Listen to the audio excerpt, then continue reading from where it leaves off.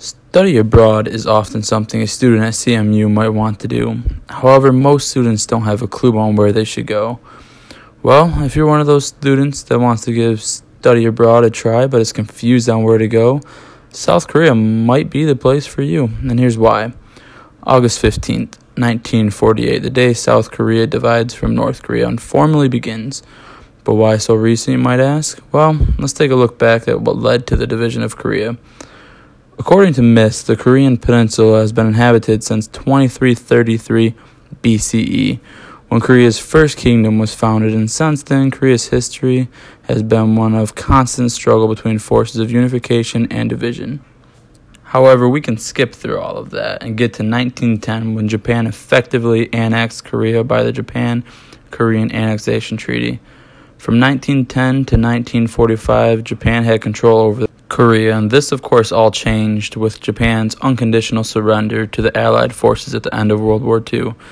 This unconditional surrender of Japan, combined with fundamental shifts in global policies and ideology, led to the division of Korea into two occupational zones, effectively starting on September 8, 1945, with the United States administering the southern half of the peninsula and the Soviet Union taking over the area north of the 38th parallel. Over the next 5 years, there was a lot of debate over what Korea's future had in store. Most of the discussion was over how they would establish a national government. In September 1947, the UN decided to go with a democratic national election, which of course the Soviet ignored. So the USA went ahead with democratic elections in the South. That resulted in a communist dictatorship in North Korea and a democratic Republic of Korea in the South. Therefore, the United Nations recognized Republic of Korea as the sole legal government of Korea. This led to the start of the Korean War in 1950, when North Korea stormed into the South in hopes of taking over all of Korea. After 3 years, the Korean War ended in 1953 with no change in either government or territory. Today we can look at South Korea and say that they are an emerging world leader.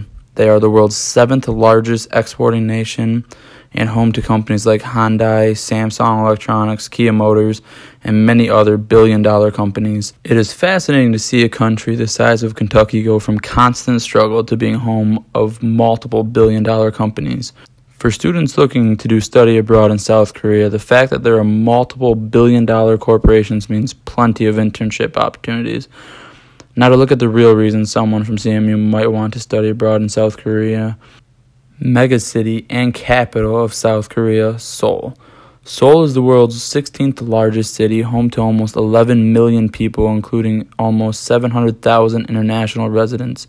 Strategically placed on Han River, Seoul's history stretches back more than 2,000 years when it was founded in 18 BC. Seoul has more than 10 million international visitors a year, making it the world's 9th most visited city and 4th largest earner in tourism.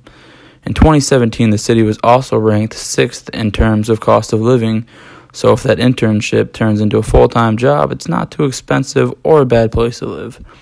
Another reason, and maybe the most important reason someone from CMU might want to study abroad in South Korea, is the culture. Something that I know is high priority for CM students in Korean culture is enjoying food and drinks. While in South Korea, be prepared to spend a lot of time eating and drinking in large groups. Something that will attract most people into going to South Korea is that eating out is often cheaper than cooking at home, which is easily noticed when walking by packed restaurants in Seoul. Another large part of South Korea is technology. Seoul has been named the most wired city in the world. More than 80% of the population is connected to the internet at one time. Something that might also interest students to study abroad in Seoul is the growth of IT companies.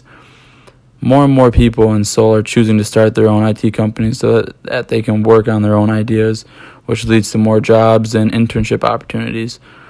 One last thing I want to mention about South Korea culture that might draw attention towards it is the pop culture. Like American pop culture, K-pop music is very similar, and they like to influence people to have a good time.